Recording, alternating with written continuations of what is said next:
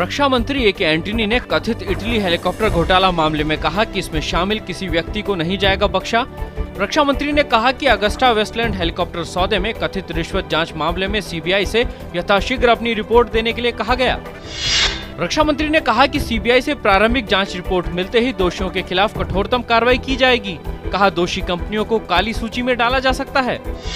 पूर्व वायुसेना प्रमुख एसपी त्यागी ने कहा कि वह इस मामले में निर्दोष हैं। कहा इस मामले से उनका नहीं है कोई लेना देना।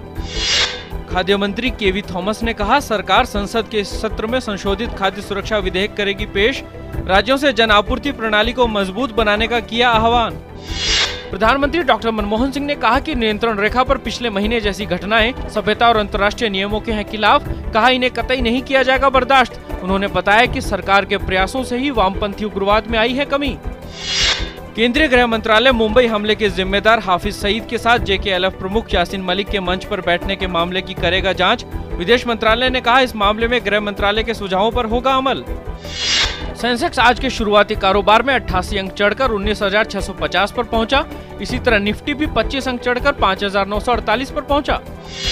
रुपया शुरुआती कारोबार के दौरान डॉलर के मुकाबले 7 पैसे चढ़कर 53 रुपए 78 पैसे के स्तर पर पहुंचा। रुपया कल डॉलर के मुकाबले 53 रुपए 85 पैसे पर बंद हुआ था।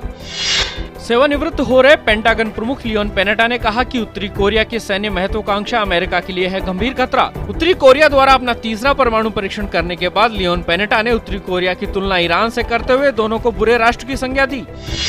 स्टेट ऑफ द यूनियन संबोधन में अमेरिकी राष्ट्रपति बराक ओबामा ने साल 2014 में अफगानिस्तान से 34,000 अमेरिकी सैनिकों की वापसी की घोषणा। गोलीबारी की घटनाओं को कम करने के लिए मिलकर कदम उठाने की वकालत।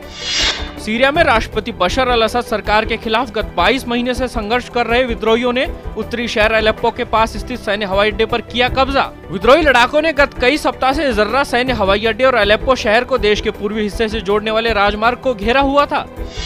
देश में जारी राजनीतिक संघर्ष के बीच राष्ट्रपति बशर अल असद ने मंगलवार को अपने मंत्रिमंडल के 7 मंत्रियों को बदला। सीरियाई मंत्रिमंडल के साथ अपनी बैठक के दौरान राष्ट्रपति ने साफ किया कि जो लोग सीरिया के साथ लड़ाई में शामिल हुए हैं वे देश का ढांचा बर्बाद करना चाहते हैं। अंतर्राष्ट्रीय परमाणु ऊर्जा एजेंसी आज ईरान के साथ उसके विवादास्पद परमाणु कार्यक्रम को लेकर करेगी बातचीत। वार्ता से पहले ईरान ने कहा कि अगर ईरान के परमाणु अधिकारों को संरक्षित रखा जाता है तो इस बैठक से अच्छे नतीजों की उम्मीद की जा सकती है। चैंपियंस लीग के एक अहम मुकाबले में मंगलवार को यूवेंटस का सामना सेल्टिक से हुआ। इस मैच में यूवेंटस ने बाजी मारी और टीम ने सेल्टिक को 3-0 से हराया। भारत कोकिला सरोजनी नायडू की आज है जयंती। स्वतंत्रता संग्राम में महिलाओं को आंदोलन से जोड़ने में उन्होंने अग्रणी भूमिका निभाई थी।